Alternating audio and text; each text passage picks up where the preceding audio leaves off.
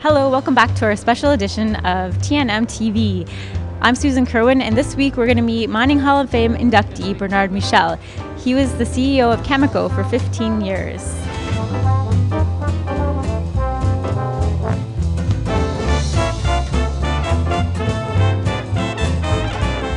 Michel first moved to Saskatchewan in 1967 to help build a potash mine.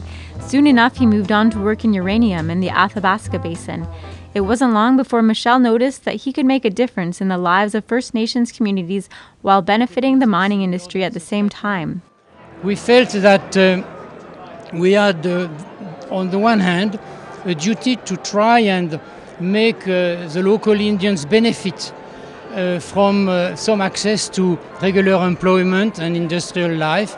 And secondly, we thought that without them being involved and them achieving benefits out of these uranium developments, we would sooner or later end up into some kind of social troubles. And that program was later on extended to all the mines in northern Saskatchewan. His leadership and technical skills eventually caught the attention of a small crown corporation, today known as Cameco.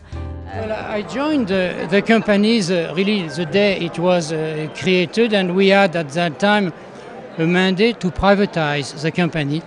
And step by step we were able to privatize the company and to make of it a very successful company, which at one point was producing a third of the uranium in the world and marketing more than that, producing more advanced nuclear products. Michel steered Cameco into the gold business and expanded operations to the United States and the far reaches of Australia, Kazakhstan, and Russia. He shared much time and many ideals with his successor, Jerry Grandy. Well, in meeting him, I was immediately impressed. And I can tell you the respect only deepened over the years. We spent a lot of time traveling together, many parts of Russia, Central Asia, the Far East. And I came to realize that we shared a lot of things in common. Fundamental values, how you approach business. Michel's most notable achievement was initiating Cameco's role in the dismantling of Russian nuclear warheads. We thought that we could attempt to participate in the marketing of the uranium displaced by the dismantlement of these weapons. And we managed to convince the Russians to work with us, the American government to work with us with some support from the Canadian government. So it was a very demanding undertaking. 10 years down the road, Cameco continues to buy uranium from Russia, refining it and selling it to utilities. And in that time, Michel's drive to succeed was constant. There was only one time that I saw Bernard lose his composure. We were about ready to get on an airplane and go to Japan, checking in at the, and he gets it already, checking in at the counter. It was Air Canada. Bernard presented his passport, and surprisingly it looked much more like his lovely wife Susie than it looked like him.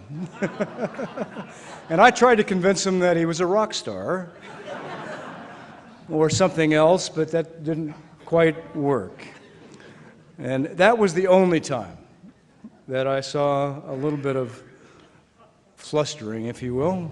Michel's strategic prowess also brought Cameco a partnership with North America's largest nuclear power supplier, Bruce Power. Since leaving Cameco in 2003, Michel has taken on the role of chairman of the board at Bruce Power. And despite all his accomplishments, he was surprised to hear from the Canadian Mining Hall of Fame. When I was advised of this some 3 months ago or thereabout, I first thought that this must have been a mistake. But here I am, so it is not a mistake, and I'm very honored to be part of what has been and is, as I take it, a relatively prestigious group of people who have contributed to mining in Canada. That's all for this week. Join me in a few weeks with Roman Chlanka, a dealmaker and geologist known for securing major deposits around the world for many Canadian companies.